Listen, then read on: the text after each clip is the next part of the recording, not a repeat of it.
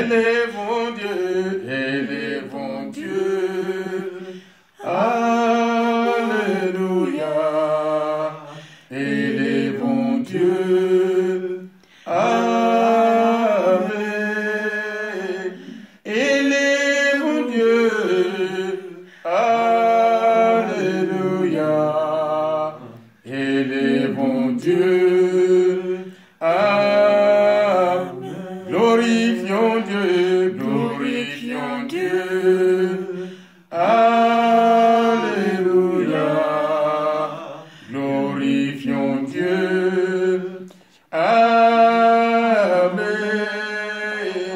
Glorifions Dieu. Alléluia, glorifions Dieu. Amen. Bénissons Dieu, bénissons Dieu. Alléluia, bénissons Dieu. Amen. Bénissons Dieu. Alléluia, bénissons Dieu. Amen. Élevons Dieu, élevons Dieu. Alléluia, élevons Dieu. Amen. Élevons Dieu. Alléluia, élevons Dieu. Glorifions Dieu. Alléluia, glorifions Dieu. Amen. Glorifions Dieu. Alléluia, glorifions Dieu. Bénissons Dieu.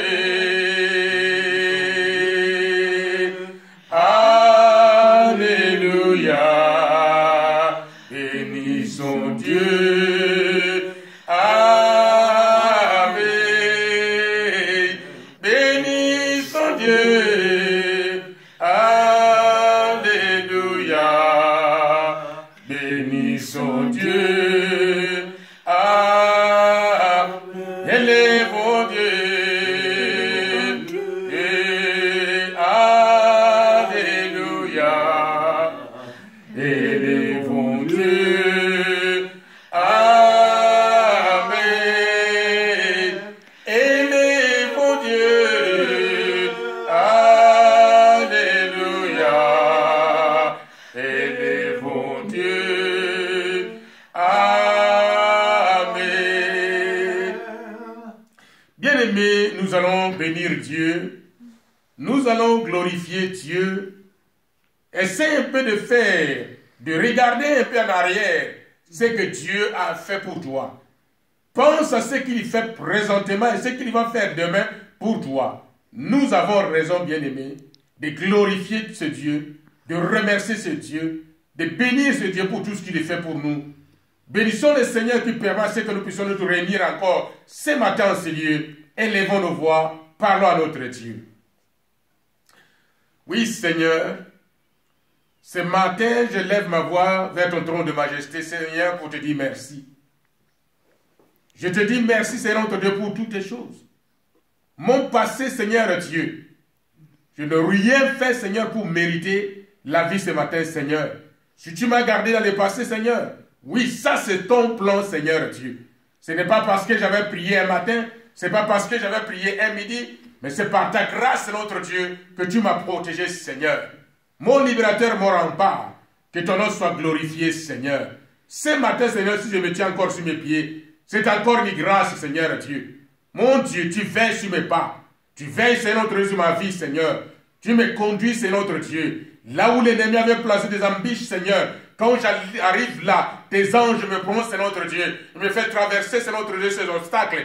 Je bénis ton grand nom, Seigneur. Merci, Seigneur Dieu, pour toutes ces choses. Ma santé, c'est notre Dieu, c'est toi. Tout ce que j'ai fait, Seigneur, c'est toi. Si je peux dormir calmement, c'est toi. Si je peux marcher, Seigneur Dieu, c'est toi. Si je peux ouvrir la bouche pour parler, Seigneur, c'est toi. Tu délégues toutes ces choses dans ma vie, Seigneur Dieu. Que ton nom soit glorifié. Ce matin, Seigneur, tu nous fais grâce, Père éternel. Tu nous réunis dans cette salle. Notre Dieu, nous avons emprunté des choses fabriquées par des mains des hommes. Des choses que nous appelons voitures. Mais nous sommes arrivés à destination sains et saufs. Que nos maîtres reviennent, notre Dieu. Nous t'invitons sur notre ancien programme, Seigneur. Nous savons que ta parole déclare 2 ou 3 réunis en ton nom, tu es au milieu. Nous savons, Seigneur d'Israël, que ce matin tu es avec nous, Seigneur. Tu conduis toutes les choses, Seigneur notre Dieu. Oui, nous te confions la réunion. Cette réunion dans tes mains, Seigneur. Nous savons, comme tu le dis dans ta parole, avec toi nous faisons des exploits, Seigneur Dieu. Oh oui, Seigneur, parce que tu es le même, tu ne changes pas, Seigneur. Quand tu envoies la pluie ne peut pas retourner sans procréer, c'est notre Dieu. Ça produit ce que tu as envoyé. Pourquoi tu l'as envoyé, Seigneur, notre Dieu? Oui, Seigneur Dieu, nous savons que tu es là. Tu envoies ta parole. Oui, Seigneur notre Dieu, ta parole nous éclaire. Ta parole nous montre ce que nous devons faire. Ta parole, c'est notre Dieu, nous amène vers toi, Seigneur d'Israël. Nous rapproche de toi, Seigneur. Fais en sorte que l'orateur qui passera ici, c'est notre ce matin, pour nous parler de ta part, Seigneur. Oui, quand tu vas ouvrir la bouche, c'est notre Dieu, que tu prennes le relais pour parler au travers de lui, Seigneur, pour la gloire de ton nom. Béni soit ton nom, notre Dieu. Tu es Dieu, tu es Dieu, tu es Dieu. Amen. Élevons-les, Seigneur. Élevons-les, Seigneur.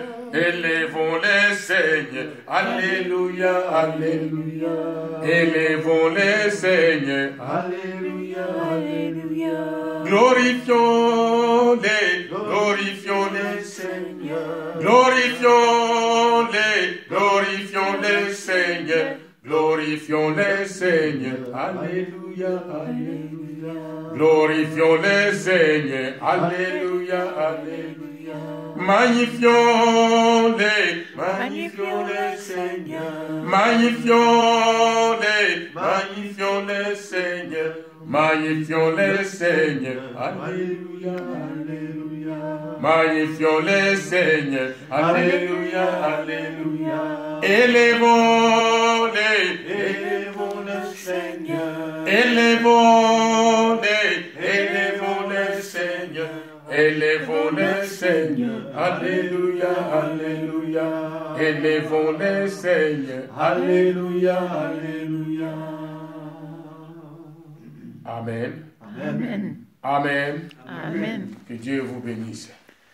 Je vais demander à l'homme de Dieu de se présenter ici pour nous parler de la part de Dieu.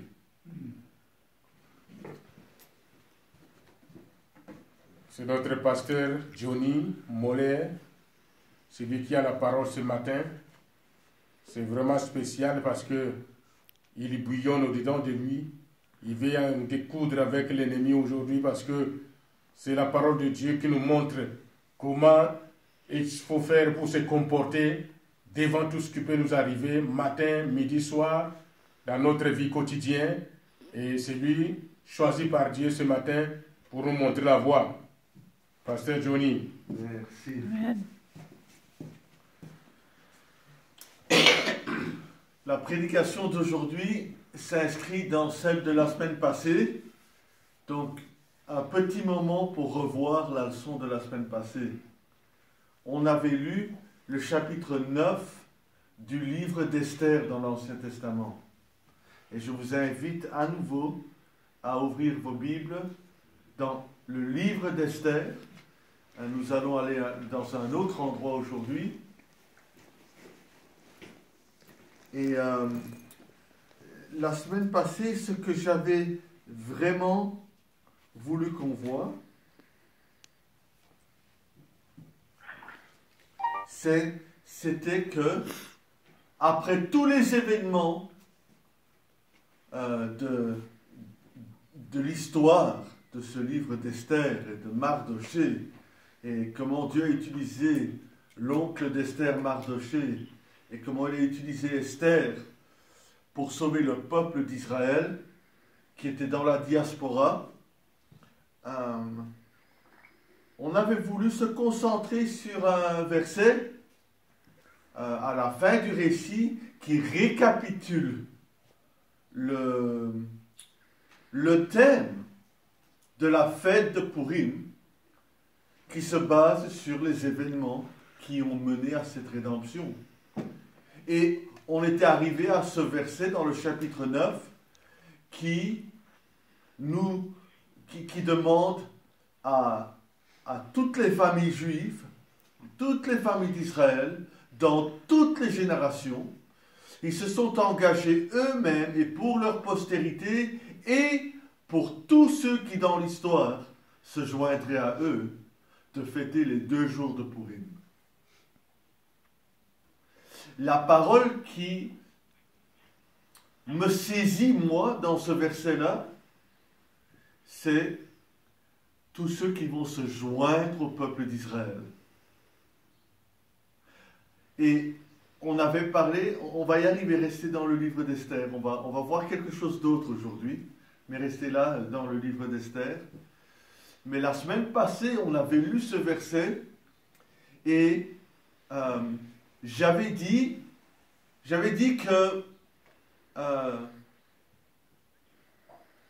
dans la Torah, on nous dit que toutes les familles de la terre seraient bénies en Abraham. Et j'avais dit que le mot bénir en hébreu pouvait se lire toutes les familles du monde seraient greffées en Abraham. J'ai lu un autre verset. Celui qui bénit Abraham est béni.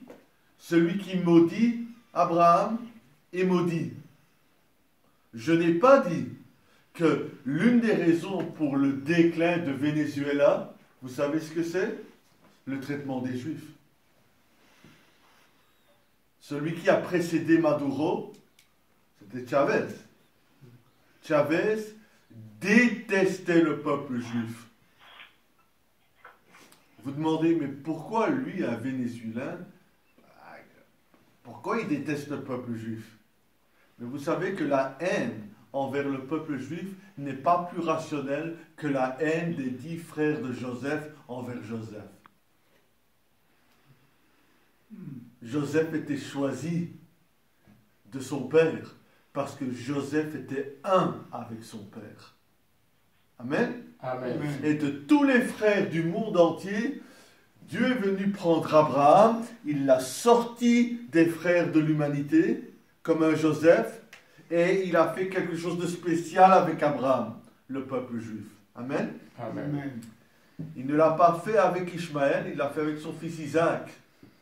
Il ne l'a pas fait avec Ésaü, mais il l'a fait avec le fils d'Isaac qu'on appelle Jacob, qui est devenu Israël. Amen. Amen.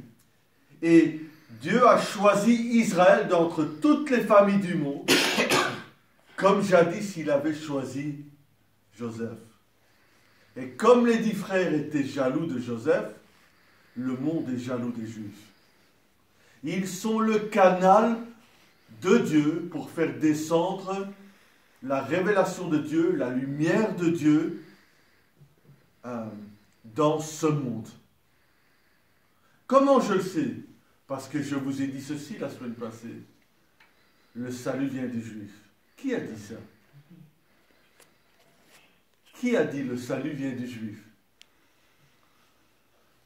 C'est dans Jean chapitre 4, quand Jésus est au puits de Samarie et qu'il parle à une femme qui descend d'un peuple mitigé, un peuple mélangé d'entre ce qui restait des tribus du Nord et de ce qu'on a fait parvenir de 5 nations ailleurs et on les a mis à la place des 10 tribus.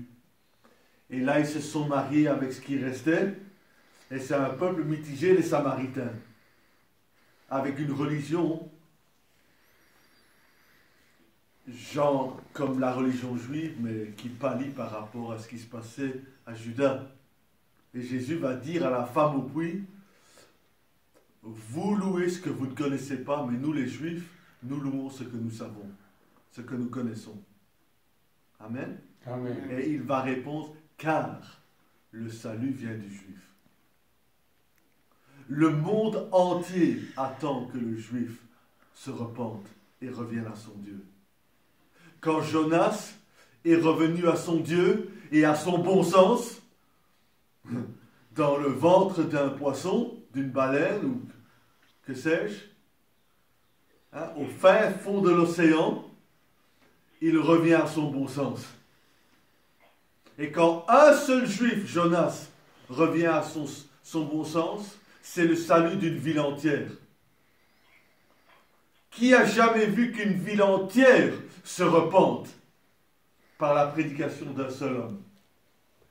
Vous vous rendez compte ce que le monde attend? Le monde attend que le juif soit droit avec son Dieu.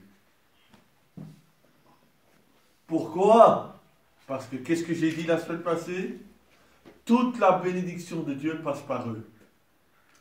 Celui qui bénit Abraham sera béni. Et à la mesure que je bénis Abraham et de la façon que je le bénis, le Seigneur viendra me bénir. À la même mesure et de la même façon. Amen? Amen. Toute bénédiction passe par eux. Vous savez que notre salut même, cette simplicité de mettre notre foi en Jésus, nous avons mis notre foi en un juif. Vous voyez? Maintenant, il est très intéressant par rapport à la leçon d'aujourd'hui. Nous allons parler d'un homme qui s'appelle Amon. Mais avant de parler de cet homme, qui connaît le fameux réformateur qui a commencé sa vie dans la foi comme un moine reclus catholique et qui a essayé de gagner son salut toute sa vie par les œuvres jusqu'au jour où il a vu la lumière de l'évangile de la foi dans le livre de Paul aux Romains. Et M. Martin Luther s'est donné au Seigneur par la foi en Jésus, et c'est lui qui est connu pour cet adage que l'on dit la foi seule, la grâce seule et l'écriture seule. Lui a dit ça. Il l'a dit en latin, mais bon, c'est ça qu'il voulait dire. Mais vous savez que, parce qu'il avait tellement réagi, parce qu'il était de ce côté-ci, rien que par les œuvres. Maintenant, la pendule est allée jusque ce côté-ci, il est allé à l'autre extrême, rien que la foi. Alors quand il a lu le livre de Jacques dans le Nouveau Testament, qui dit « Montre-moi tes œuvres sans la foi, montre-moi ta foi sans les œuvres »,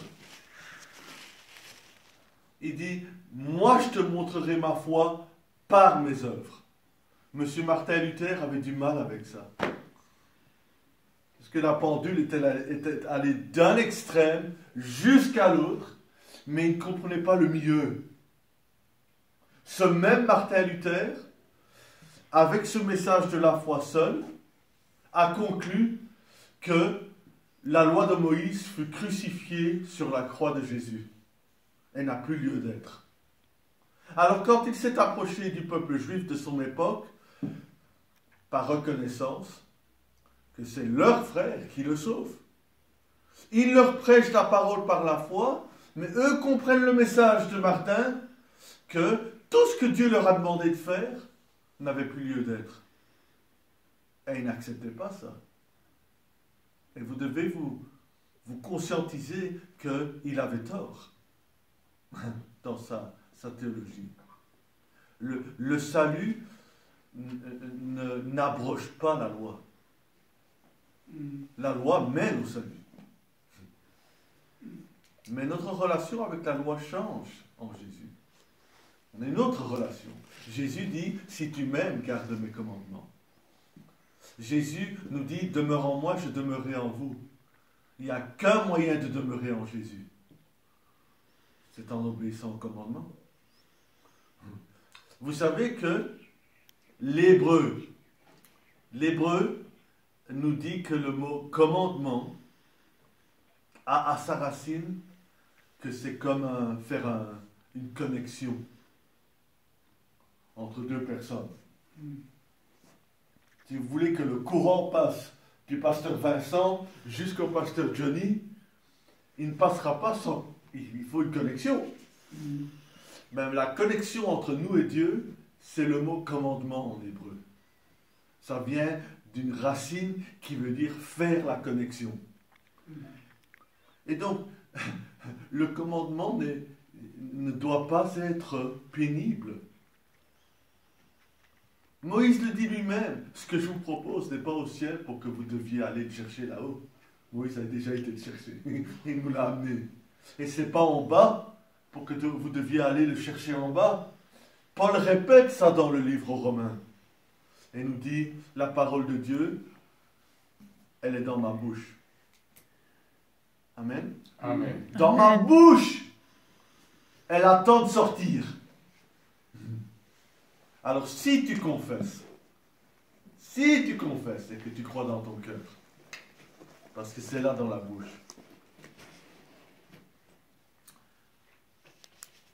Dans le livre aux Romains, Paul lui-même va nous dire que nous sommes des branches d'un olivier sauvage.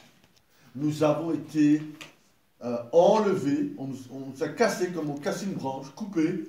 On nous a ôtés de l'arbre sauvage pour, contre nature, venir nous greffer dans l'arbre franc.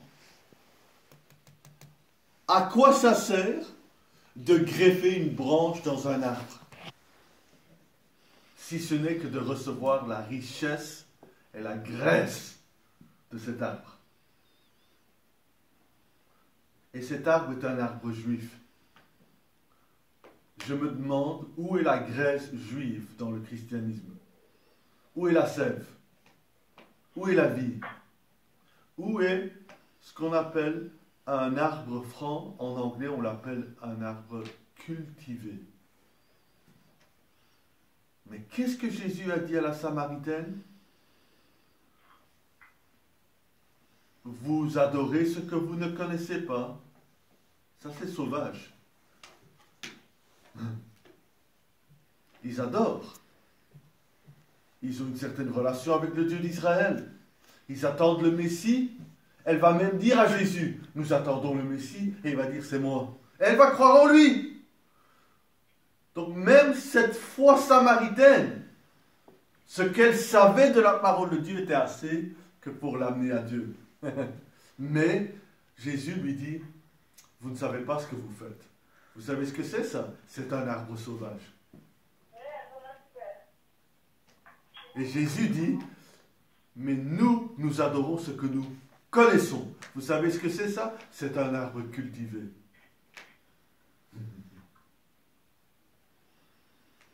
Et quand on regarde le christianisme aujourd'hui, il est divisé en 35 000, 40 000 dénominations. Et chacun fait ce qui est juste à ses propres yeux. Vous savez ce que c'est ça? C'est un arbre sauvage. Ce que je dis est choquant dans notre milieu. Monsieur Martin Luther a eu tellement de problèmes avec le peuple juif de son époque parce qu'il rejetait l'extrême de ses propos, l'extrémisme de ses propos. La foi et délaisser les œuvres. Alors qu'il y a un juste milieu. Et ça a basculé et c'est devenu une haine irrationnelle. Et lui-même, le grand réformateur, a dit que ce n'est pas assez de brûler leur synagogue, mais il faut brûler leur maison avec les femmes et les enfants dedans et les livres des Juifs, parce qu'ils enseignent leur saleté dans leur maison. Et quand M. Hitler est venu, un autre Allemand, on lui a demandé « Qu'est-ce que tu fais ?» Il a dit « Je fais ce que Martin Luther a dit de faire, seulement moi je vais mener à bout ce qu'il a commencé avec la bouche. » J'ai entendu un rabbin dire « Ce n'est pas où on commence et où on finit. » On se demande, qu'est-ce qu'il en est d'un tel homme. Heureusement, ça c'est dans la main du Seigneur. Regardez notre texte aujourd'hui. Ça, ce n'était qu'une révision avec un peu d'embellissement. Ok? Vous y êtes déjà. Moi, j'y suis pas encore, mais je vais y arriver.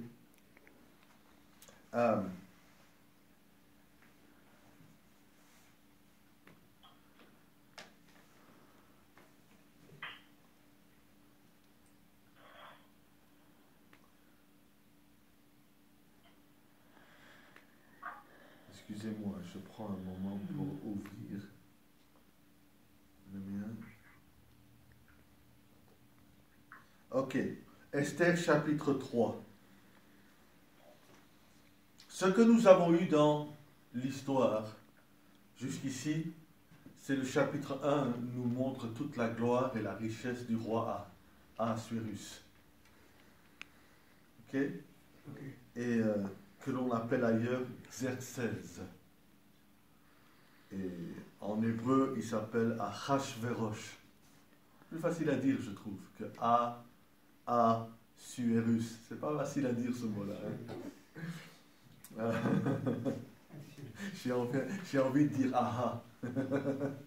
Mais regardez le verset 1 du chapitre 3. Chapitre 1, donc, on nous parle de ce roi, Ahasuérus, de toute sa gloire et du festin qu'il a fait, et que ça a duré 180 jours. Ok? Et que même les Juifs ont participé à la fête. Ok? Quand on arrive au chapitre 3, on va nous présenter quelqu'un qui semble sortir de nulle part. Et voilà, le voilà. Oh, pardon, je l'ai mis en anglais ici, attendez.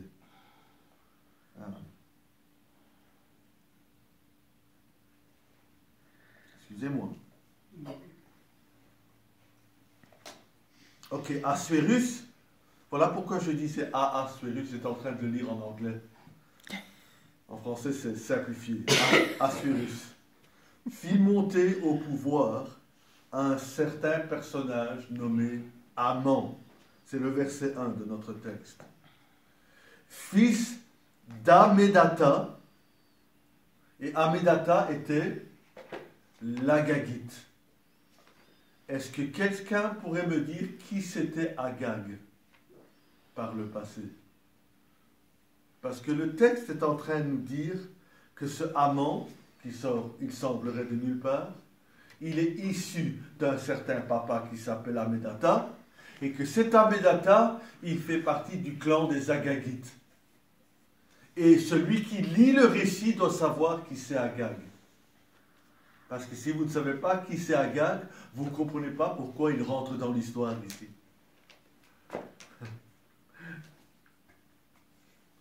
Et je vais vous le dire dans un instant, mais lisons un peu plus tard, un peu plus loin. Il éleva en dignité et plaça son siège au-dessus de ceux de tous les chefs qui étaient auprès de lui. Donc, à moins d'être la politique américaine, ce devait être un homme intelligent. C'est encore quelque chose que j'ai entendu hier. Il n'y a qu'en Amérique où on élève les gens au pouvoir qui n'ont aucune intelligence. Ah bon? Non, c'est pas vrai. C'est pour rigoler. Mais c'est vrai qu'on a des sots au pouvoir. Des gens qui ne savent vraiment pas de quoi ils parlent. On le voit. Hein? Mais je pense que cet amant, pour être élevé au premier rang, deuxième seulement après le roi, un roi dont le territoire s'étend de l'Éthiopie jusqu'à l'Inde, qu'on va appeler 127 provinces, mais c'est des centaines de pays, ça. Sous l'égide d'un seul roi. Et le deuxième, le vizir de cet homme, c'est ce gars-là. Donc ça veut dire que tout ce qui se passe dans le royaume passe par ce gars-là. Ce n'est pas un idiot.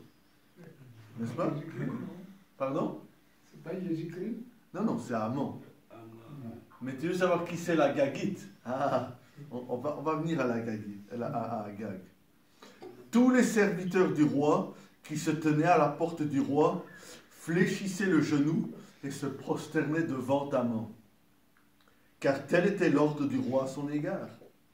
Mais Mardochée, que nous avons déjà rencontré au chapitre 2, ne fléchissait point le genou et ne se prosternait point. Et les serviteurs du roi qui se tenaient à la porte du roi dirent à Mardochée, « Pourquoi transgresses-tu l'ordre du roi ?» Je vous ai posé la question, c'est qui Haman? Ah, on nous le dit, fils d'Amedata. Mais c'est qui Amedata? Tout ce qu'on sait d'Amedata, c'est que c'est un Agagite. Mais c'est qui Agag? Même Mardochée, apparemment, il sait qui c'est Agag. Parce que sa progénie, Haman, il est censé se fléchir le genou et se prosterner devant cet Agagite. Et parce que c'est un Agagite, le juif Mardochée ne fléchit pas le genou. Qu'est-ce que Mardochée sait que nous ne savons pas? C'est comme ça qu'il faut lire la Bible. Ce n'est pas des histoires banales, des histoires avec quelques détails, et on les lit et puis on s'en va à la maison. C'est dans l'éternelle parole de Dieu, dans 10 millions d'années, on lira encore cette histoire, pour révéler encore des secrets qui s'y trouvent. Oui, je ne sais pas si on arrivera à des questions. Ah, c'est très important, le problème que vous soulevez. Ouais. Maintenant, pourquoi transgresses-tu l'ordre du roi, Mardochée? Comme il le lui répétait chaque jour et qu'il ne les écoutait pas, ils en firent rapport à Haman pour voir si Mardochée persisterait dans sa résolution, car il leur avait dit qu'il était juif. Et Haman vit que Mardochée ne fléchissait point le genou et ne se prosternait point devant lui. Il fut rempli de fureur. Mais il dédaigna de porter la main sur Mardochée seul, car on lui avait dit de quel peuple était Mardochée, et il voulut détruire le peuple de Mardochée, tous les Juifs qui se trouvaient dans tout le royaume d'Assuérus. Écoutez, si Haman vient à bout de son projet, il n'y a plus de peuple juif. S'il n'y a plus de peuple juif, il n'y a pas de Jésus. S'il n'y a pas de Jésus, on ne serait pas ici aujourd'hui à parler de lui. Donc l'histoire d'Esther me concerne, vous concerne. Amen. On doit voir qu'il y a une puissance derrière Haman. Nous ne luttons pas contre la chair et le sang, dit Paul, mais contre des principautés.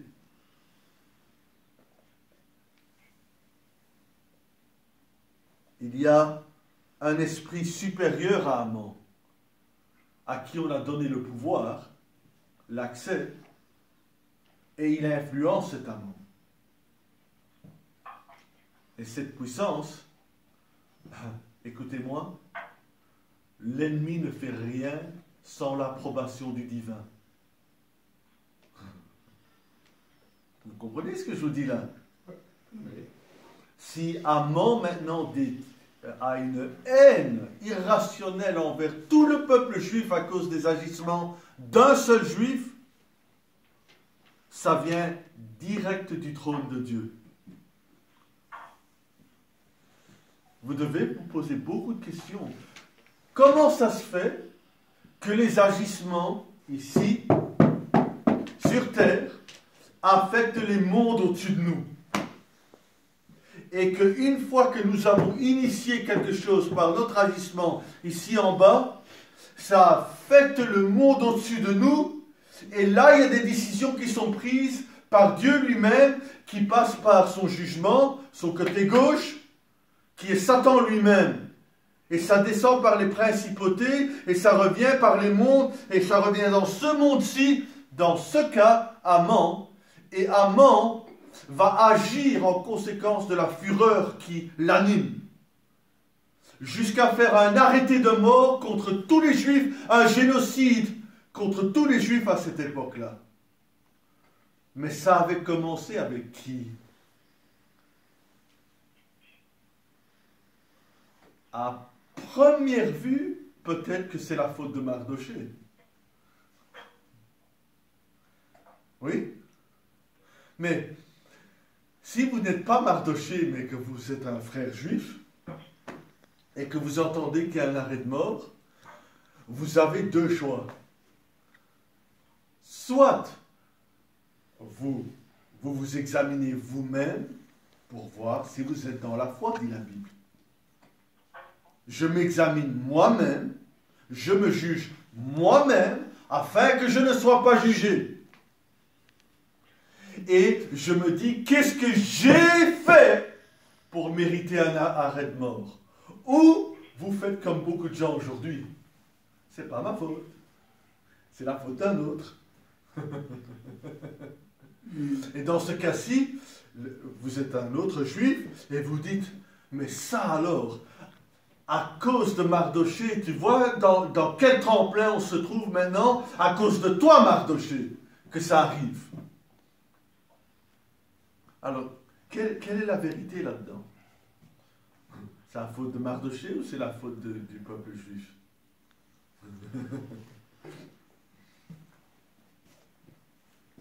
C'est très très surprenant, n'est-ce pas? On continue notre texte et je sais bien que vous attendez que je vous dise qui c'est Agag. Mais il faut me suivre. Si je n'ai pas quelque chose sur l'hameçon, vous n'allez pas mordre, n'est-ce pas? Donc je traîne l'hameçon un petit peu dans l'eau et je vous fais suivre comme un poisson l'appât. Donc on nous dit, mais il dédaigna de porter la main sur Mardochée seul, car on lui avait dit de quel peuple était Mardochée, et il voulut détruire le peuple de Mardochée. Je vais vous donner un indice de qui c'est. Ok? Il est d'un peuple qui, dès la sortie de l'Égypte, pour une raison que l'on ne comprend pas, avait de la haine pour Moïse et le peuple de Dieu, et ils sont venus sans provocation faire la guerre contre Israël. Cet homme, il est issu de cette race-là. Ok? Et voilà que des années plus tard, 1000 ans plus tard, le voilà descendant de ce peuple qui avait, dès le début, haï le peuple de Dieu. Pour quelle raison? C'est un autre sujet, c'est un grand sujet dans la parole de Dieu. Pourquoi ce peuple est le peuple de Dieu? Sans cause, il semblerait. Mais en entendant que c'est un juif, on nous dit il voulut détruire le peuple de Mardochée. Donc, c'est dans sa race, ça coule dans ses veines la haine des juifs. Ok? Et tous les juifs qui se trouvaient dans tout le royaume d'Assuérus. Au premier mois, qui est le mois de Nissan, la 12e année du roi d'Assuérus, on jeta le pur, le pour, c'est-à-dire le sort, devant Haman, pour chaque jour et pour chaque mois, jusqu'au 12e mois, qui est le mois d'Adar. Pour ceux qui n'étaient pas là la semaine passée, nous sommes dans le 2e mois d'Adar, parce que c'est une année bissextile, et au lieu d'avoir 12 mois lunaires dans le calendrier divin, le calendrier juif, cette année-ci, il y a 13 mois. Et le 12e mois dans lequel a eu lieu ces événements, cette année-ci est en grossesse et nous donne un autre mois, un 13e mois. Donc on a vraiment un mois de 60 jours. Ok? À la pleine lune, le 14 et le 15 du mois lunaire de ce mois-ci, c'est dans quelques jours, les Juifs du monde entier vont fêter le Purim, les 2 jours de Purim, vont fêter ces événements. Et c'est cette semaine. Je crois que c'est cette semaine. J'ai oublié de regarder le calendrier, mais je crois que c'est ce mercredi. Sinon, oui. C'est le mercredi prochain. C'est ce mercredi. Hein. Donc ce mercredi, ils vont fêter comme on leur a commandé de le faire dans ce livre. Et c'est pour ça que je vous apporte le message. Parce que le message s'inscrit dans le calendrier du peuple de Dieu. Amen. Amen. Vous comprenez ce que je viens de vous dire là? Paul n'avait-il pas dit qu'il fallait être prêt à prêcher en saison et hors saison? Donc si je voulais, Pasteur Raymond, on en a beaucoup parlé de ça, si Dieu me donne un message qui est hors propos du Purim, je me dois de prêcher le message que Dieu m'a donné. Mais si Dieu me dit non, je veux que tu parles dans la saison, dans les propos, alors je me dois d'écouter le Saint-Esprit et de prêcher en saison. Mais Paul nous a bien dit d'être prêt pour les deux, être prêt à prêcher en saison et hors saison. Amen. Amen. C'est comme ça que moi je vois ce verset. Un autre le verrait autrement, mais voilà ma façon de voir les choses. On continue à lire le texte. Alors Haman dit au roi Assuérus, il y a dans toutes les provinces de ton royaume un peuple dispersé et à part parmi les peuples, ayant des lois différentes de celles de tous les peuples et n'observant point les lois du roi. Vrai ou faux tout ça? Vous savez, quand on vient vous calomnier, c'est toujours un mélange de vérité et de calomnie. Dire que le juif ne respecte pas les lois du roi n'est pas dire toute la vérité, puisque le juif cherche la prospérité du roi et la paix de son royaume. Ils sont soumis à son autorité, n'est-ce pas? Et en fait, ils sont des plus loyaux. Loyaux, je devrais dire. Ils sont des plus loyaux serviteurs. Donc on vient les calomnier et dire que, par une petite parole un petit peu tordue, c'est pour faire croire au roi que les Juifs sont capables d'insurrection. Qu'ils ne sont là que pour l'instabilité du royaume. Et qu'il faut traiter l'instabilité du royaume. Combien de fois on n'a pas calomnié les Juifs à travers l'histoire pour dire qu'ils sont la cause de tous les maux? Je suis sûr qu'en Afrique, on le dit. Parce que je l'ai entendu. Hein? Je l'ai même entendu par votre peuple. On leur dit Hein? que c'est eux qui ont tué. Et il y a une part de vérité. Attention, si le salut vient du Juif, si le Juif n'est pas tourné vers Dieu, alors le problème du pays dans lequel il se trouve, c'est en partie sa faute. Puisque le salut vient du Juif. Amen. Amen. Donc ça, c'est un propos pas anti-juif, mais pro-juif. C'est dire les choses comme elles le sont. Mais ici, voici un homme qui calomnie ce peuple et qui dit des vérités mélangées avec un petit peu de mensonges. Pour les calomnier. Pour manipuler les pensées du roi. Vous savez, c'est une chose qui se fait tout le temps et encore, nous l'avons vu la semaine passée dans la politique américaine. Ça se fait dans la politique américaine maintenant. On a une femme au Congrès qui calomnie le peuple juif et l'État moderne d'Israël. Et dont les propos sont tout aussi déraisonnés que celui d'Haman. Il n'est pas dans l'intérêt du roi de le laisser en repos. Si le roi le trouve bon, qu'on écrive l'ordre de les faire périr, et je pèserai 10 000 talents d'argent entre les mains des fonctionnaires pour qu'on les porte dans le trésor du roi. On nous dit que cette somme d'argent, c'est des centaines de millions. Cet homme est un multimilliardaire. Et il est prêt à déverser sa richesse pour détruire un peuple. C'est quoi ça? Qu'est-ce qui anime cet homme? Incroyable. Le roi ôta son anneau de la main et le remit à Haman, fils d'Hammédatha l'Agagite, ennemi des Juifs. Et le roi dit à Haman, l'argent t'est donné, et ce peuple aussi, fais-en ce que tu voudras. Les secrétaires du roi furent appelés le 13e jour du premier mois, Et l'on écrivit suivant tout ce qui fut ordonné par Haman au satrape du roi, au gouverneur de chaque province et au chef de chaque peuple, à chaque province selon son écriture et à chaque peuple selon sa langue. Ce fut au nom du roi Assuérus que l'on écrivit et on scella avec l'anneau du roi. Et les lettres furent envoyées par les courriers dans toutes les provinces du roi pour qu'on détruisît, qu'on tuât et qu'on fît périr tous les Juifs, jeunes et vieux, petits enfants et femmes, en un seul jour, le 13e du 12e mois, qui est le mois d'Adar, et pour que leurs biens fussent livrés au pillage. Ah, ça c'est pour bonne mesure.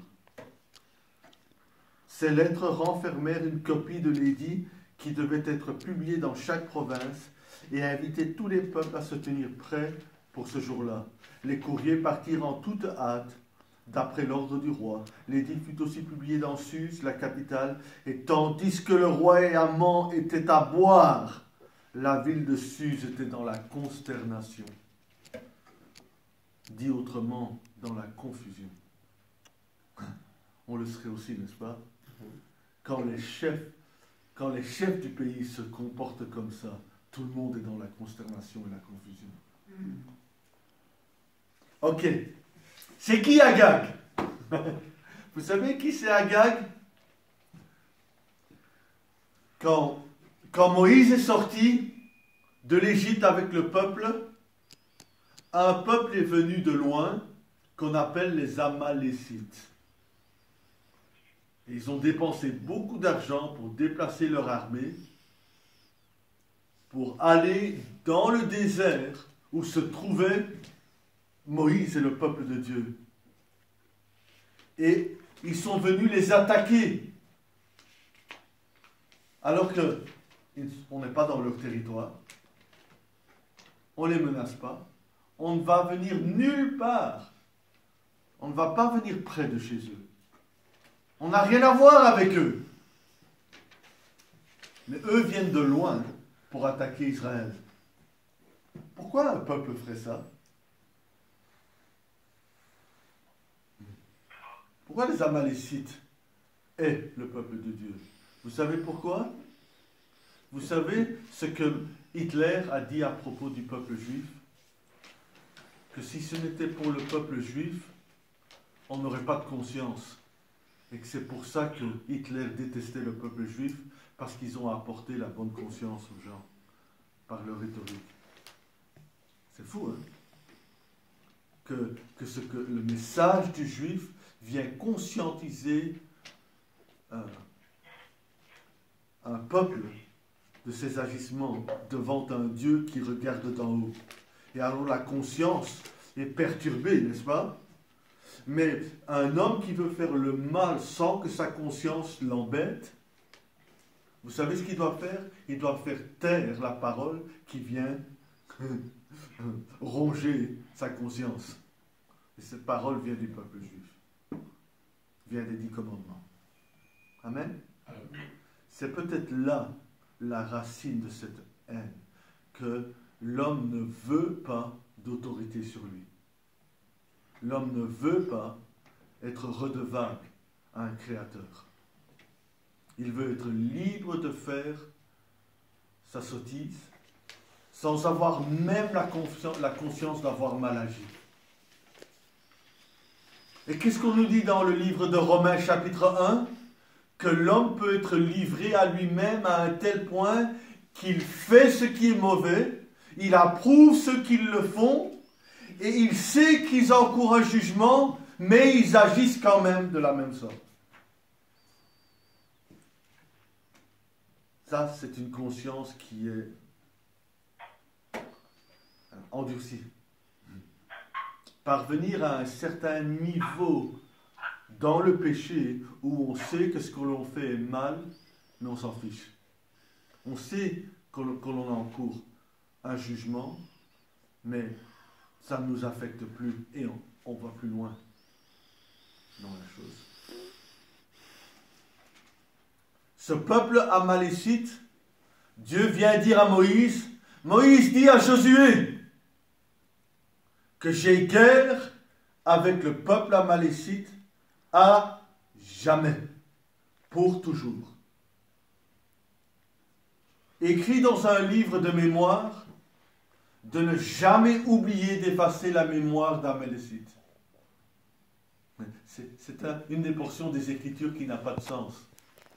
Vous devez mettre dans un livre de mémoire de ne pas oublier d'oublier quelqu'un. Merci Dieu. N'oubliez pas d'effacer de mémoire. C'est bizarre, n'est-ce pas?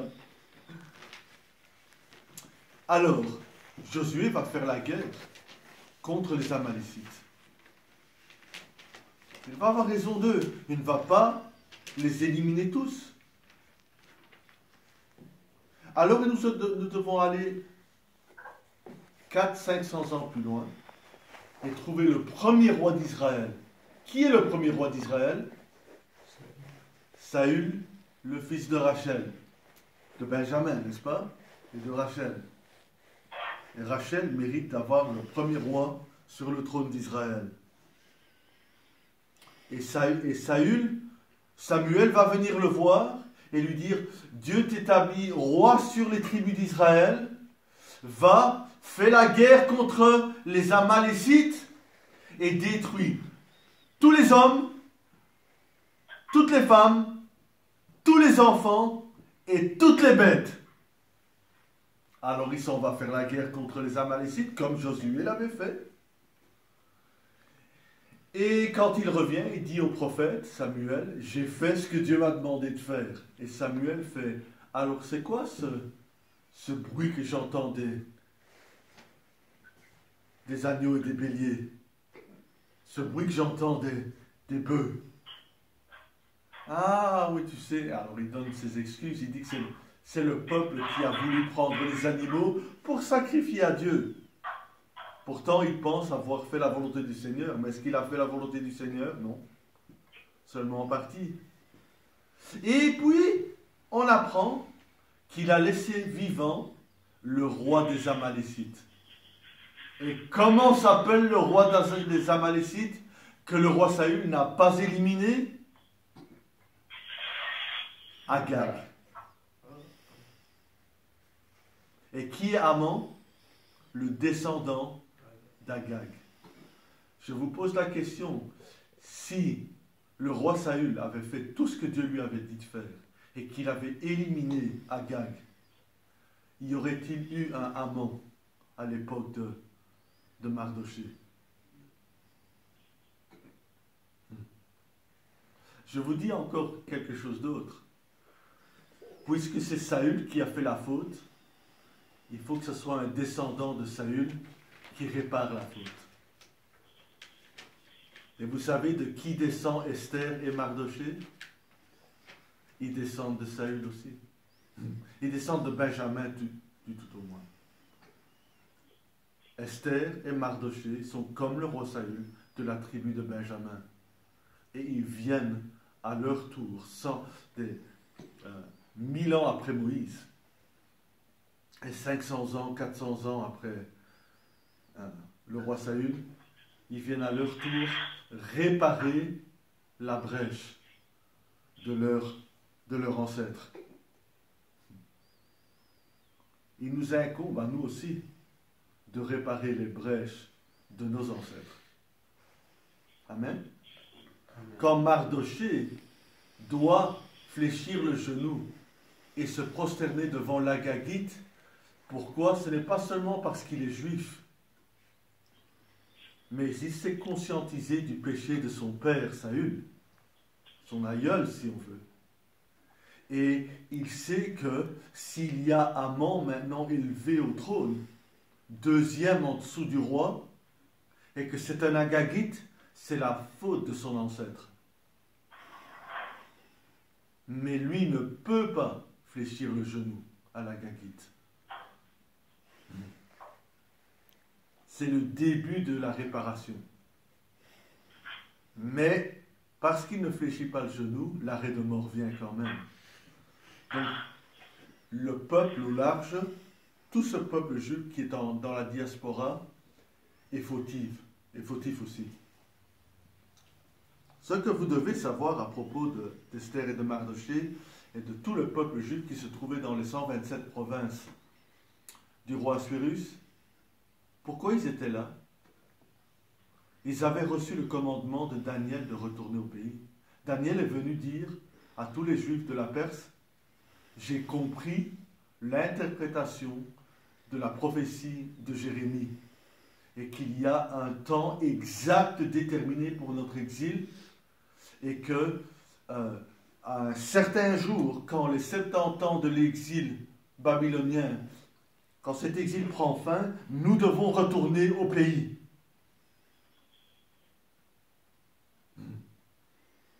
Mais qu'est-ce qu'ont fait les Juifs qui ne sont pas retournés avec Néhémie et Esdras?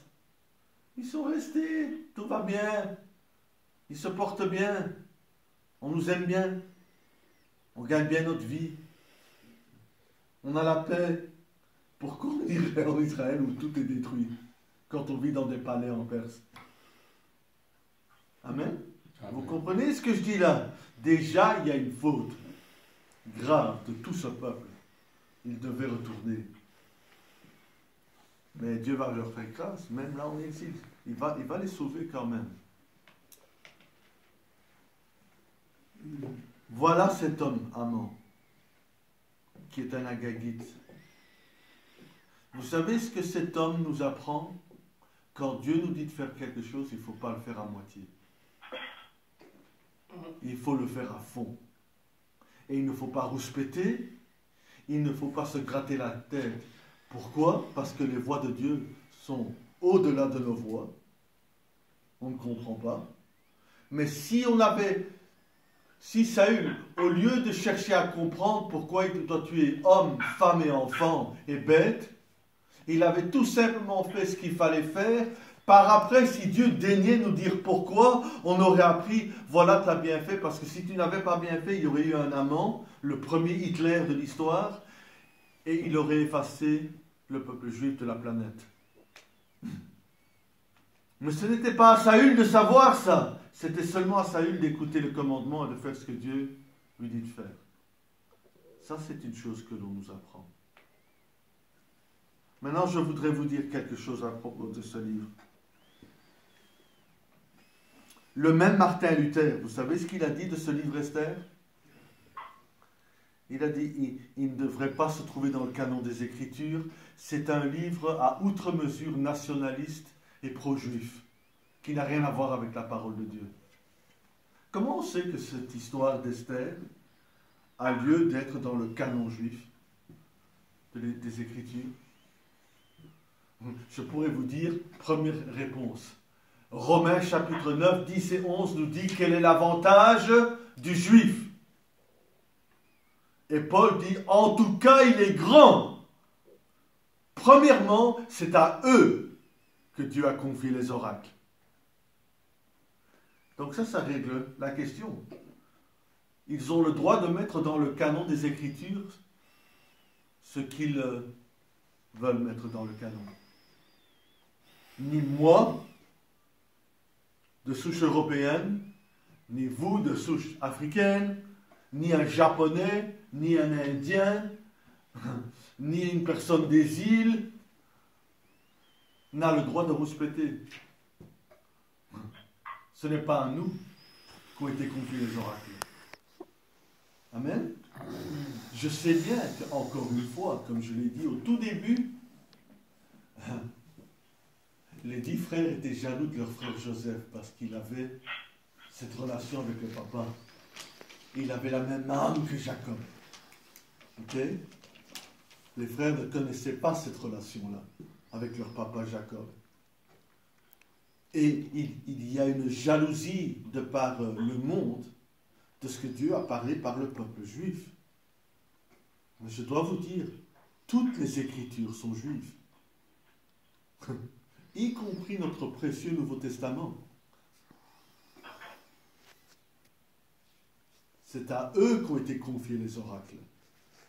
Donc, est-ce qu'ils ont le droit de mettre Esther dans le canon des Écritures? Je dis hautement, Amen et Amen, ils ont le droit. Et je me soumets. Mais je vais vous soumettre une preuve de l'empreinte digitale du divin sur l'œuvre d'Esther. les Juifs, ils ont un commentaire biblique qu'on appelle la Gemara. Ok? Je n'ai pas le temps de vous expliquer ce que c'est, mais ils ont ce qu'on appelle la loi orale. La loi orale, normalement, ne peut pas s'écrire, mais à une certaine époque, ils ont compris que, à cause de la diaspora romaine, ça a un effet si néfaste sur la loi orale qu'ils ont pris la décision d'écrire la loi orale, qui est devenu ce que vous avez déjà entendu parler, la Mishnah, dans le Talmud, on appelle ça. Okay? Et la Mishnah, c'est leurs idées orales pour interpréter l'écriture écrite. Ok? La Gemara, c'est le commentaire sur le commentaire. C'est la discussion, si vous voulez. C'est là où on pose les questions difficiles. Et dans la Gemara, les rabbins ont posé la question: où se trouvent Esther et Mardochée dans les écrits de Moïse? Et moi, chaque fois que j'entends une question, vous savez, une question mène à une autre question. Non, quand eux, il y a 1500 ans et quelques, ça fait loin, hein, ils posent la question: où se trouvent Esther et Mardochée dans les 5 livres de Moïse, dans la Torah? Moi, je demande, mais pourquoi vous posez cette question?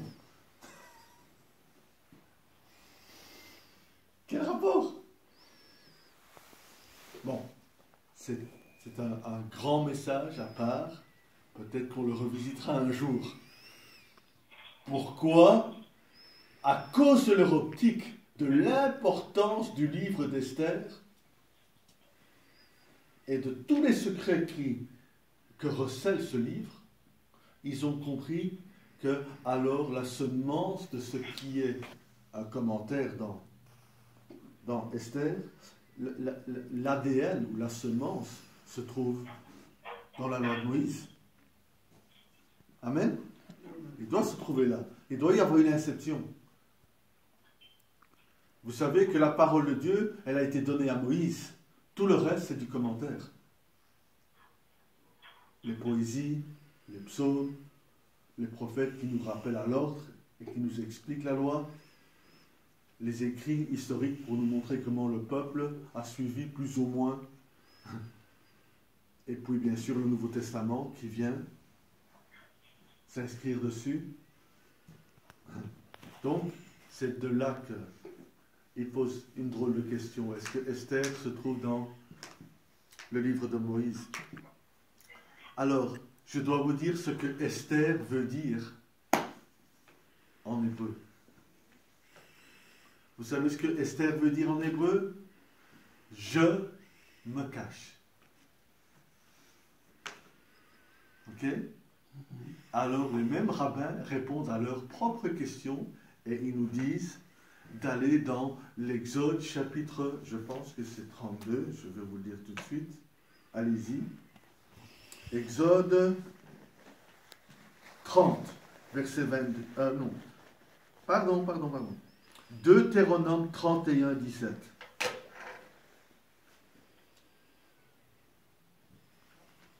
Deutéronome 31, 17.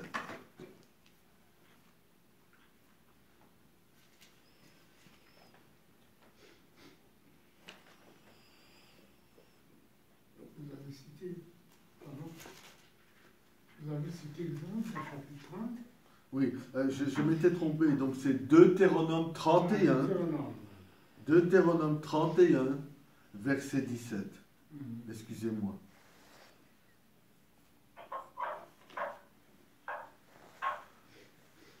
Alors je le lis. En ce jour-là, ma colère s'enflammera contre lui, je les abandonnerai et je leur cacherai ma face. Le mot « je leur cacherai ma face », c'est Esther. Je vous épargne la lecture en hébreu.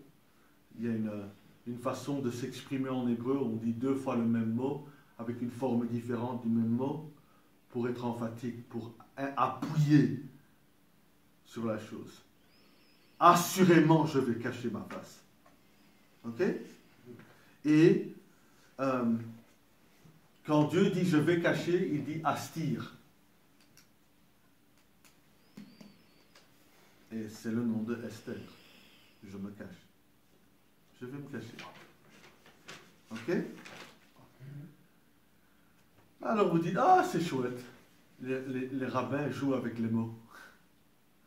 Ils trouvent Esther dans ah je vais me cacher. Mais ils vont aller plus loin. Ils vont dire que jusqu'aux événements de Purim, Dieu parlait franchement au peuple. Il se révélait à eux. Il s'est révélé par des grands miracles avec Moïse. Il a fait des grandes choses avec Josué dans la conquête. Il a fait des grandes choses avec les juges. Il a fait de grandes choses avec les rois. Et il parlait directement au peuple par les prophètes. Mais dès les événements de Purim, c'est là où Dieu se cache définitivement. Et ils vont dire que la face de Dieu est cachée depuis lors. Je vous pose la question, parce qu'on parle du peuple juif. Dans votre relation Dieu, n'avez-vous pas le sentiment que, oui, vous avez mis votre foi en quelqu'un qui ne se voit pas? Avez-vous jamais vraiment vu Dieu? Ou est-ce que, même avec nous, ne nous traite-t-il pas comme aux événements de Purim, où on est obligé de se dire à soi-même et de dire aux autres, même si tu ne vois pas Dieu se manifester physiquement, Dieu est dans la chose. Il est dans les détails. Il est dans les petits miracles, les milliards et les milliards et les milliards de miracles qu'il fait tous les jours, mais il est caché. Amen. Amen. Mais sachez que, alors que Dieu était caché aux nations, il n'était pas caché au peuple juif. Mais dès les événements de Purim, il est caché. Le livre d'Esther est le seul livre dans la Bible où vous ne trouverez pas le nom de Dieu explicitement écrit dans le récit. C'est comme si tout se faisait au niveau humain. Et que Dieu, il est absent, il est peut-être impliqué, il n'est peut-être pas impliqué, mais on ne le dit pas. Alors à première vue du récit, tous les événements sont au niveau humain. Mais c'est pour ça que Paul vient dire, non, on ne lutte pas contre la chair et le sang, mais contre les principautés. Dieu est plus que jamais dans les événements de Purim, mais de façon cachée. Alors ce n'est pas assez que les rabbins disent dans la Gemara que on a trouvé Esther dans la prophétie de Moïse qui dit que si vous ne me suivez pas, je vais me cacher. Et vous me chercherez, vous ne me trouverez pas. Voilà où Esther se trouve. Mais ils vont dire la même chose de Mardochée. Je vous épargne le lieu où ça se trouve dans la parole de Dieu. C'est là où c'est dans l'Exode. Et on trouve un jeu de mots où ils prétendent que c'est là la référence de Mardochée. Ok.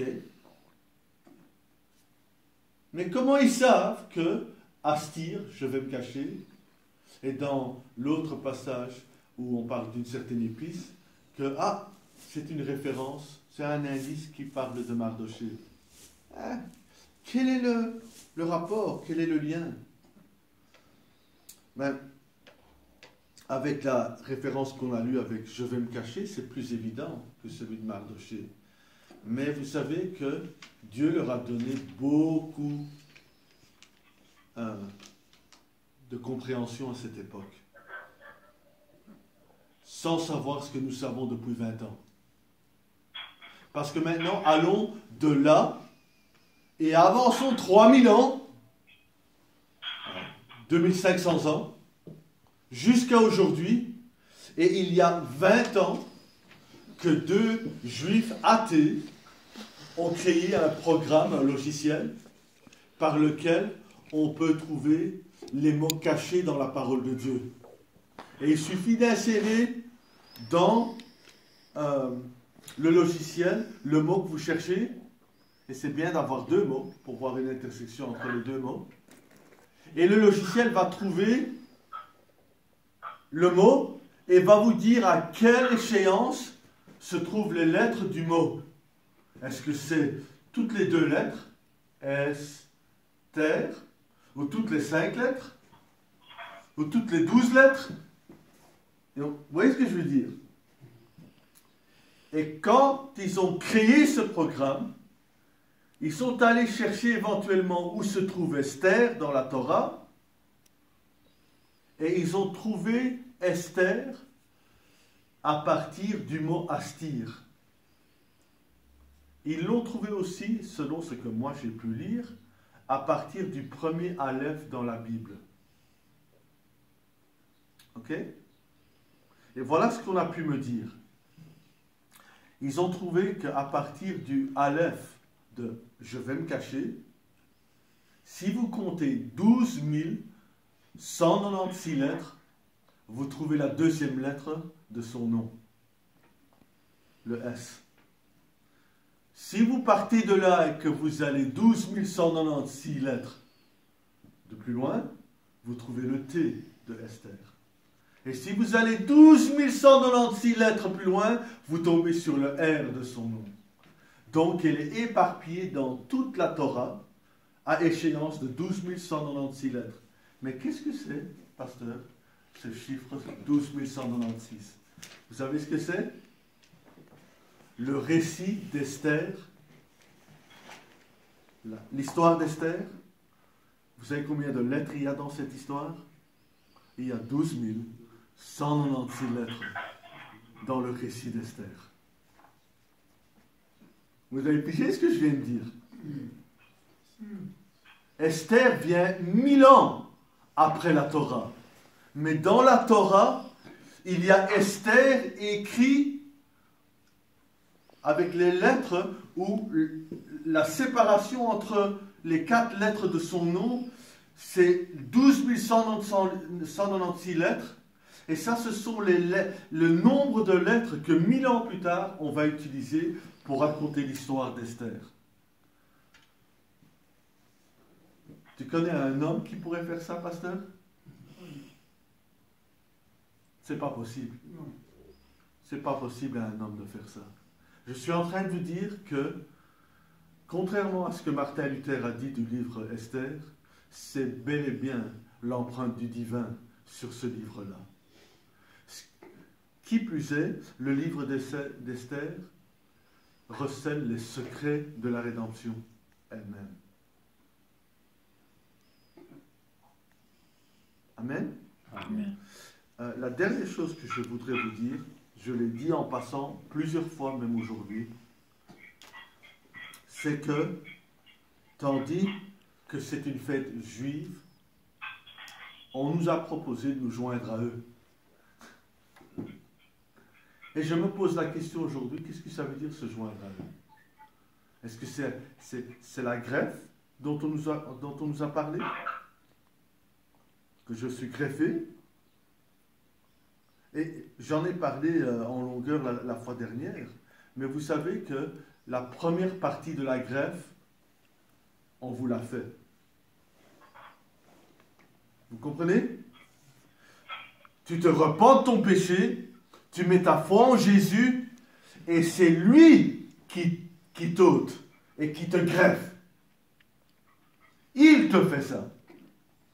Ça veut dire que la première partie de la greffe, c'est pas toi qui choisis. Indirectement, tu as choisi quand tu as mis ta foi en Christ. Mais c'est Christ qui dit, pour ton bien-être, tu dois être greffé. Maintenant que tu es en lui. Mais la deuxième partie de la greffe, Jésus me dit, demeure en moi. C'est sur moi. Ça me tombe dessus. C'est à moi de me greffer. Au jour le jour. Et je peux me greffer un peu, ou pas, ou beaucoup. C'est à moi de choisir à quel point je m'adonne à mon Seigneur, que je demeure en lui. C'est à moi de décider combien de commandements je veux. apprendre à instaurer dans ma vie. C'est à moi de choisir à quel point je veux être lié à son peuple. Mais je vous laisse avec la conclusion du message. Paul est notre apôtre. Et il nous demande de l'aider, lui, à provoquer à la jalousie ses frères. Vous voyez que nous avons un rôle. Et nous ne devons pas lire la parole de Dieu et simplement la lire comme une histoire et puis se dire, moi je me demande ce que je peux en tirer, et puis on en tire une petite moralité et on s'en va sur son chemin. Ça, c'est la norme du christianisme. On nous donne un petit peu de sucre, on a « Ah !» et on s'en va content. Et jamais la vie ne change. Et on se demande pourquoi on ne vit pas une vie victorieuse en Dieu. Et puis après 2000 ans, on se demande pourquoi les choses ne vont toujours pas très bien entre les juifs et les chrétiens. C'est pas un mystère. C'est pas un mystère. Il nous faut beaucoup d'humilité. Beaucoup d'humilité. Celui qui a le plus d'humilité gagne la victoire. Ok? Nous ne devons pas fléchir le genou devant Haman, mais nous devons fléchir le genou devant Jésus. Nous ne devons pas nous prosterner devant l'ennemi du juif, mais il me semble que nous pourrions fléchir le genou un peu envers notre frère juif et reconnaître que le salut vient de lui et pas de moi. Et quand vous regardez les événements actuels, vous devez le voir avec ces lentilles-là. Que Dieu fait une œuvre avec ses frères, les frères du Christ, et si nous avons été sauvés, c'est pour nous joindre à cet effort de faire tourner les frères du Christ vers lui. Et ça ne se fera pas sans humilité. Amen? Amen. Ok. Prions le Seigneur. Seigneur, j'ai eu un peu de mal aujourd'hui, Seigneur, à me diriger vers un but précis. Mais j'ai dit beaucoup de choses, Seigneur, qui me sont à cœur, et je pense que c'est parce qu'ils te sont à cœur, à toi. Seigneur, nous sommes dans une époque où la plupart des croyants au monde vont passer leur semaine à travailler, et ils vont vivre leur vie en toute ignorance de ce que ton peuple va faire cette semaine, le 14 et le 15 du mois lunaire d'Adar.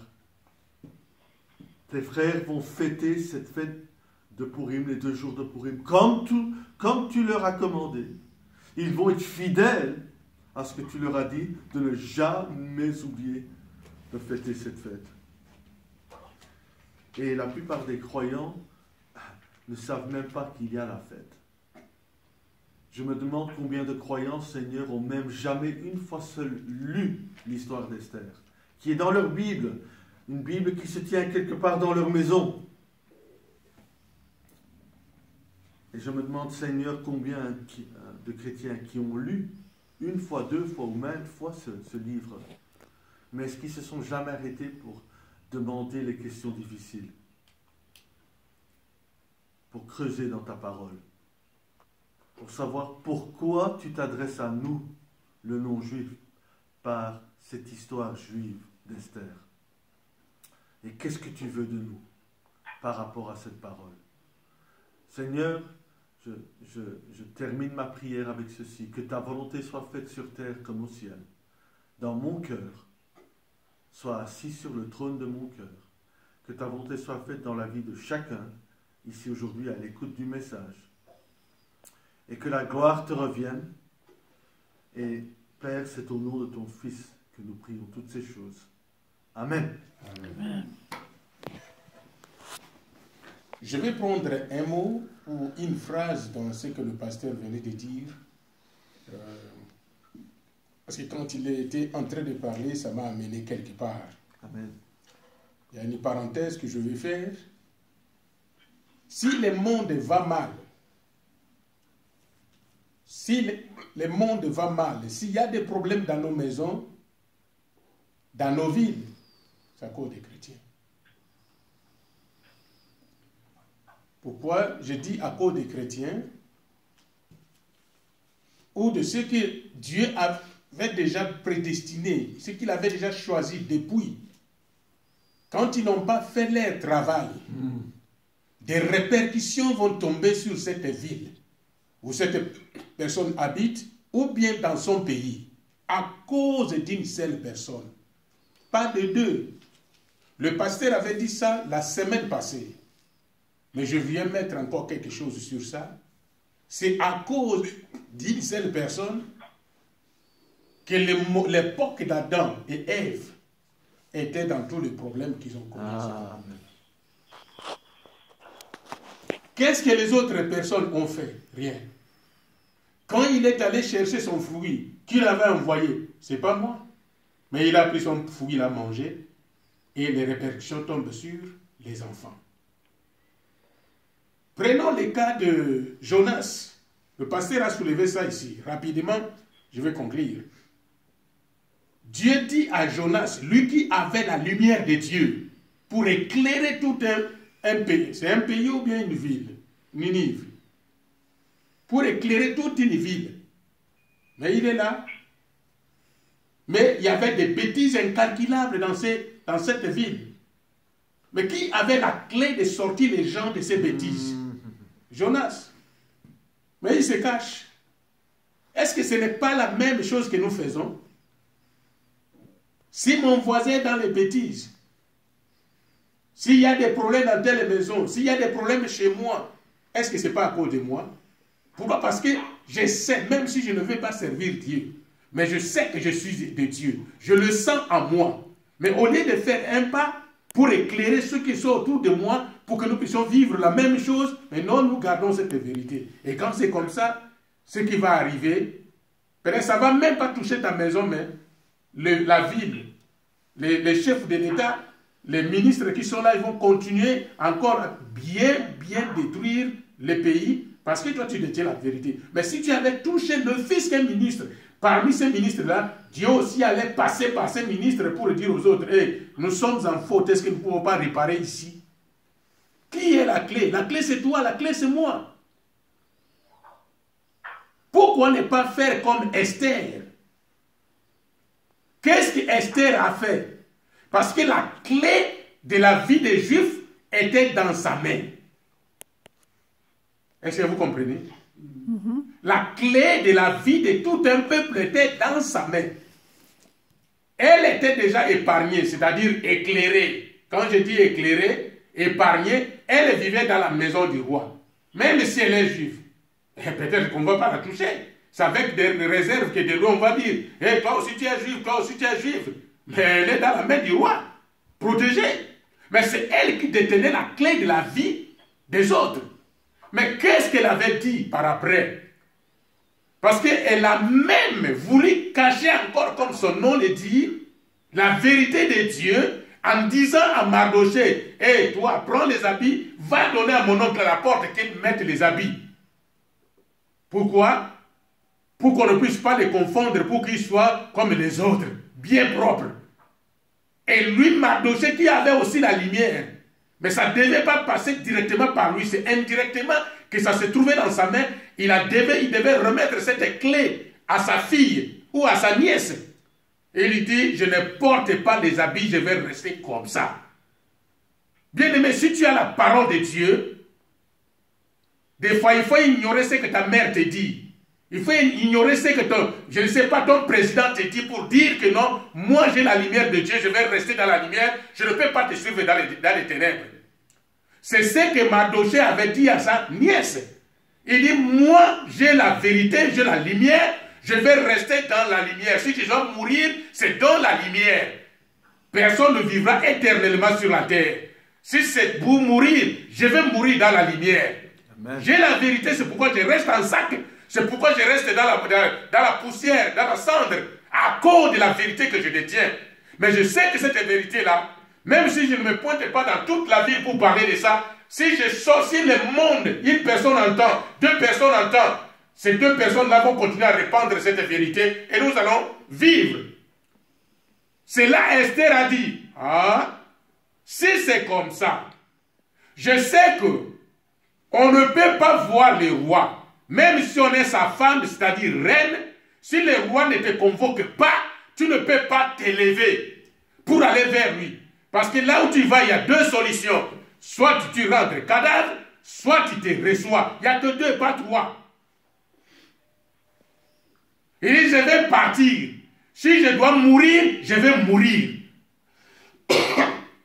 C'est comme ça que nous devons nous comporter devant la vérité. Nous sommes là. Amen. Hier, j'ai appelé quelqu'un. Je vais vous dire ça. J'ai appelé quelqu'un, on était en affaire pour qu'il vienne récupérer ma voiture. Mais la personne, en cours de route, me dit, je ne viens pas seul. Mais bon, je vais passer la nuit chez toi. Tu ne viens pas seul, tu viens avec. Avec celle qu'on reconnaît? Ou c'est quelqu'un d'autre? Quelqu'un d'autre? Oh non, mais tu sais que je ne peux pas conduire seul, il faut que je vienne à deux. Avec une autre personne. Hein? Ok. Arrivé chez moi vers minuit 30. Je dis, mon frère, tu connais ma position. Je suis chrétien, pasteur. J'ai une chambre vide ici, hein? Mais tu ne peux pas passer la nuit chez moi. Est-ce que vous comprenez ce que je suis en train de dire? Si tu étais venu avec maman, d'accord, mais une autre personne, non. Vas-y, les hôtels sont partout. Et la personne est partie. C'est une personne que je respecte beaucoup, qui me respecte aussi, qui ne m'a jamais appelé par mon nom. Mais je ne prie pas avec la personne. Il y a des choses qu'on peut cautionner. Tu es propre, mais quelqu'un vient avec la boue, il te met ça, vous devenez la même chose.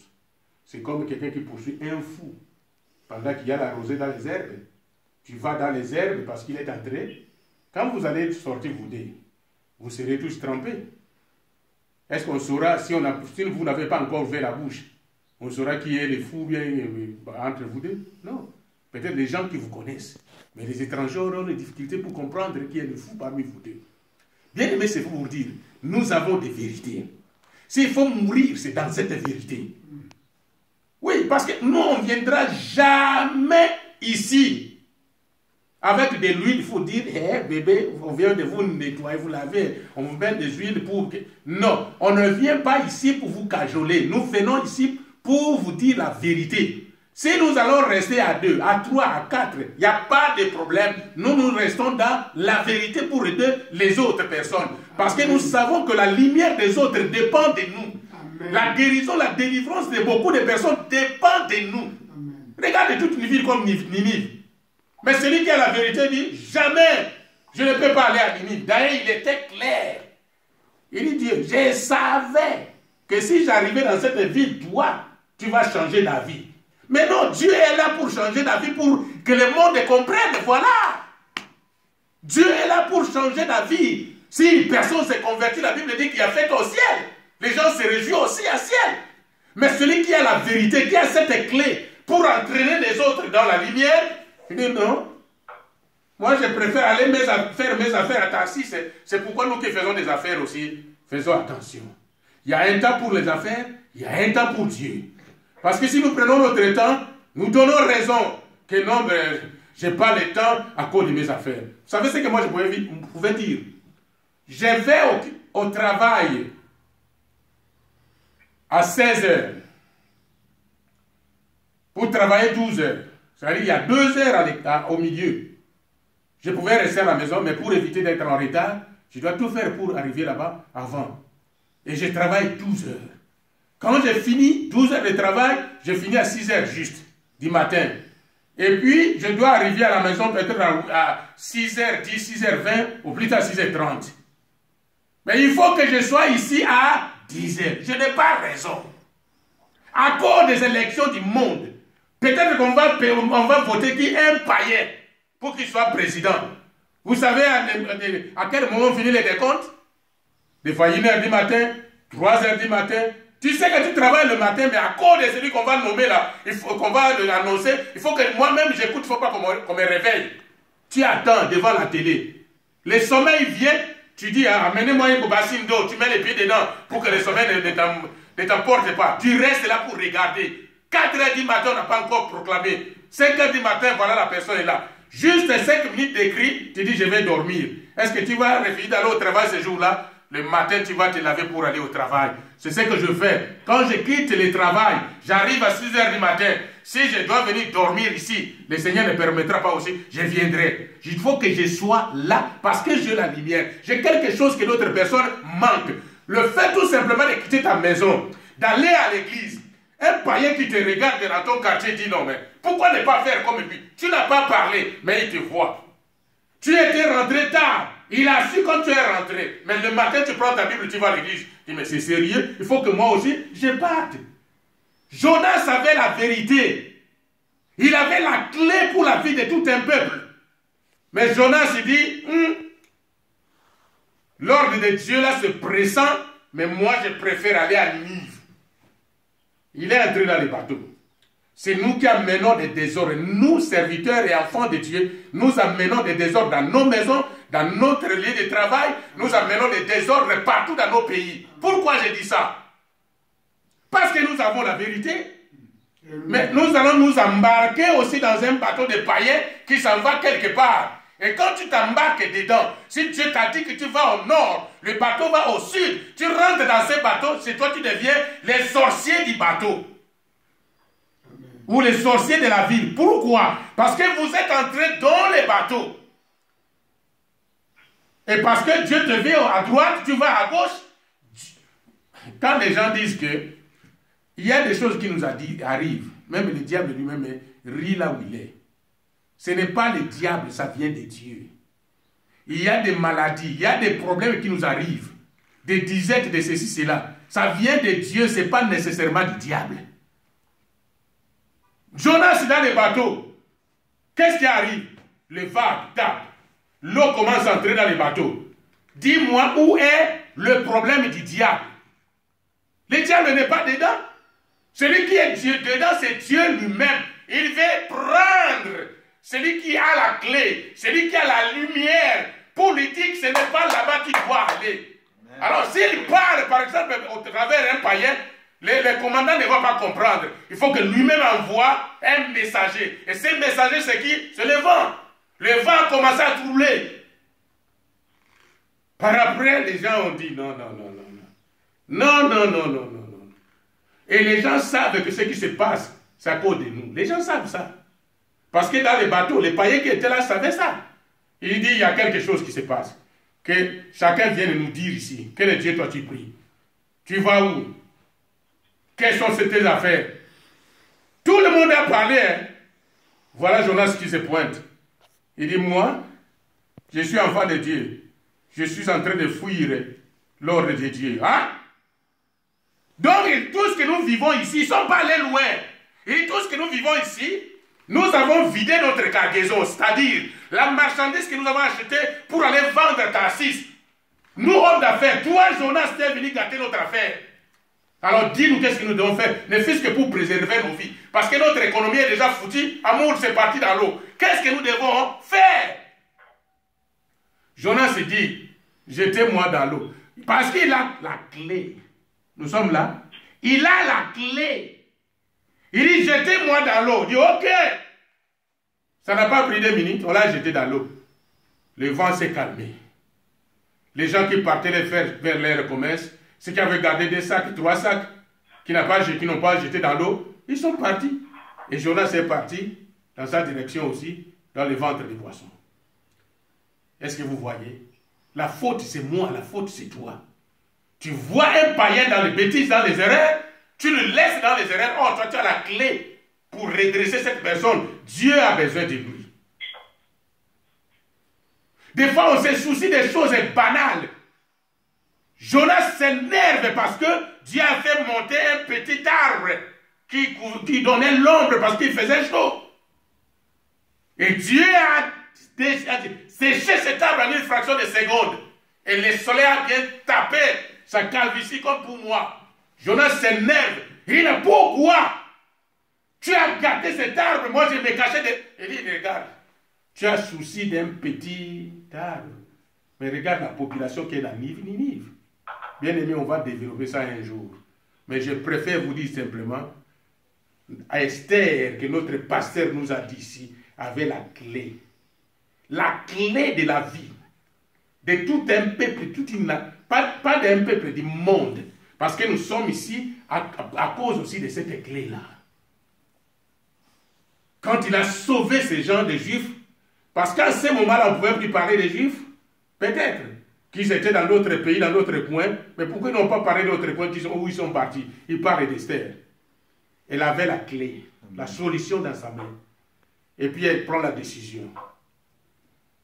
La décision qu'aucun homme, aucune femme, aucun ministre ne peut prendre, même la mère. Roi, ma mère se lève sans que je l'appelle. Elle va s'étonner, elle va dire, mais est-ce mon fils que j'ai gardé 9 mois dans mon ventre, ou bien c'est un fils que j'avais adopté? Mais c'est ton fils, mais c'est comme ça les choses se passent. Si je ne t'appelle pas, ne viens pas. Mais si Dieu, je l'ai ainsi dit Dieu.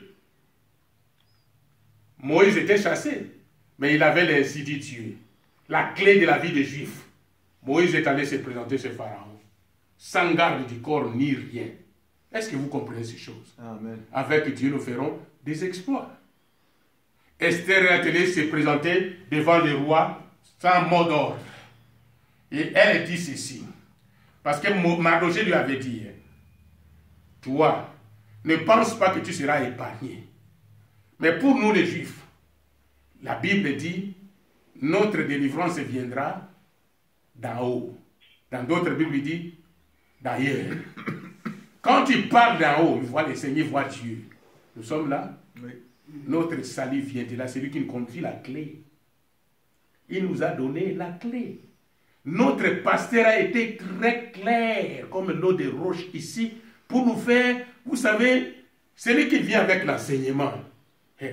On ne peut jamais négliger cet homme. Parce qu'il vous puise des choses que les prédicateurs passent. Ils finissent son parti. C'était chaud, hein, c'était chaud. Non, mais ces profondeurs-là, qui sont en dessous de l'eau, vous voyez les bateaux qui est là. Mais est-ce que vous savez ce qu'il y a en dessous? Il faut qu'on nous explique ce qu'il y a en dessous là-bas, avant d'arriver, de monter dans les bateaux. Qu'on nous montre les dangers qu'il y a des baleines là-bas, il y a des poissons là-bas. Il y a un poisson qu'on appelle aka dans l'eau. Tu peux tuer un aka devant lui. 30 ans, 50 ans passés. Si tu passes au même endroit, ou si tu passes là où ces poissons se trouvent, les poissons là vont te repérer. Et ils peuvent créer des problèmes dans votre pirogue, dans votre bateau.